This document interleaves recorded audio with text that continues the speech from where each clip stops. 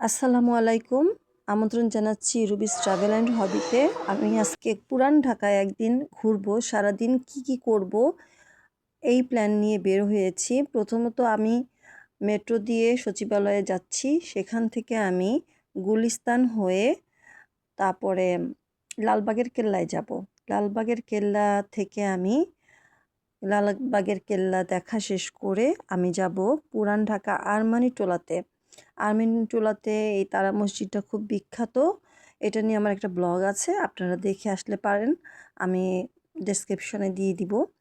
এরপরে যাব আরমানিটোলাতে একটা বিখ্যাত গির্জা আছে, আর এখানে হচ্ছে কাশাবটুলি একটা জামে মসজিদ, যেটা জিন মসজিদ নামেও পরিচিত।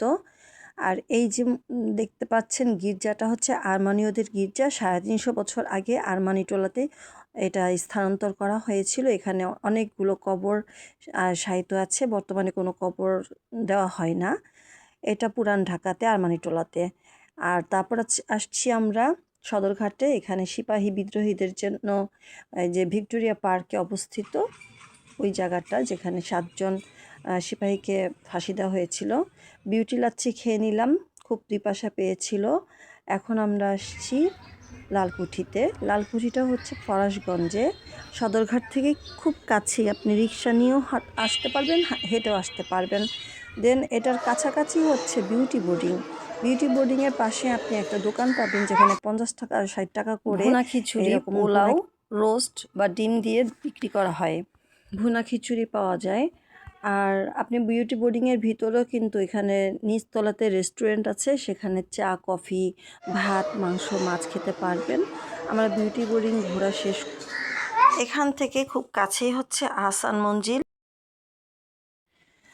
সদরঘাটের কাছে আসছি, অথচ আমরা একটু নদীর তীর ঘুরবো না, বুড়িগঙ্গা নদীর ঘুরবো না, এটা তা তো হয় না।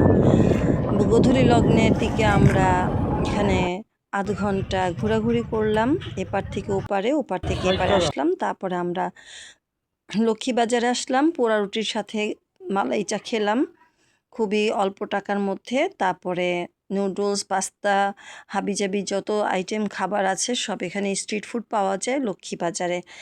আপনি আসলে অবশ্যই পুরান ঢাকায় একদিনে এতগুলো জায়গায় ঘুরতে পারবেন।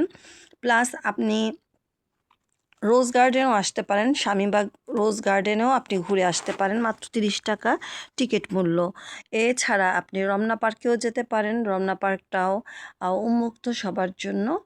তো একদিনে আপনি অনেক জায়গা এখানে বাখরখানি চা, তারপরে সুলতান ডাইনের কাচ্চি, চুইগোস্ত ওয়ারিতে, সিরাজের চুইগোস্ত, সুলতান ডাইনের খাবার, স্টারের খাবার খেতে পারেন। তো আজ এই পর্যন্তই, সবাইকে শুভেচ্ছা জানিয়ে আজকে এই পর্যন্তই। আল্লাহ হাফেজ।